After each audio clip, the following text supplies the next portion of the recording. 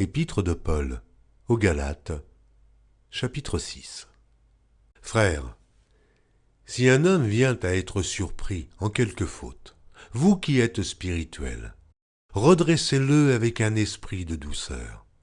Prends garde à toi-même, de peur que tu ne sois aussi tenté. Portez les fardeaux les uns des autres, et vous accomplirez ainsi la loi de Christ. Si quelqu'un pense être quelque chose, quoiqu'il ne soit rien, il s'abuse lui-même. Que chacun examine ses propres œuvres, et alors il aura sujet de se glorifier pour lui seul, et non par rapport à autrui. Car chacun portera son propre fardeau.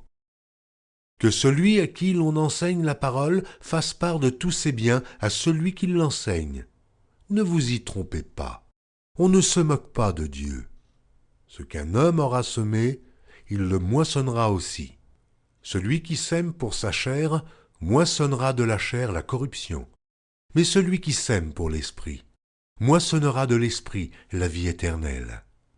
Ne nous lassons pas de faire le bien, car nous moissonnerons au temps convenable, si nous ne nous relâchons pas. Ainsi donc, pendant que nous en avons l'occasion, pratiquons le bien envers tous, et surtout envers les frères en la foi. Voyez avec quelle grande lettre je vous ai écrit de ma propre main. Tous ceux qui veulent se rendre agréables selon la chair vous contraignent à vous faire circoncire, uniquement afin de n'être pas persécutés pour la croix de Christ. Car les circoncis eux-mêmes n'observent point la loi, mais ils veulent que vous soyez circoncis pour se glorifier dans votre chair. Pour ce qui me concerne, loin de moi la pensée de me glorifier d'autre chose que de la croix de notre Seigneur Jésus-Christ, par qui le monde est crucifié pour moi, comme je le suis pour le monde. Car ce n'est rien que d'être circoncis ou incirconcis. Ce qui est quelque chose, c'est d'être une nouvelle créature.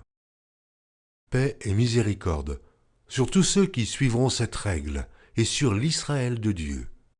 Que personne désormais ne me fasse de la peine, car je porte sur mon corps les marques de Jésus.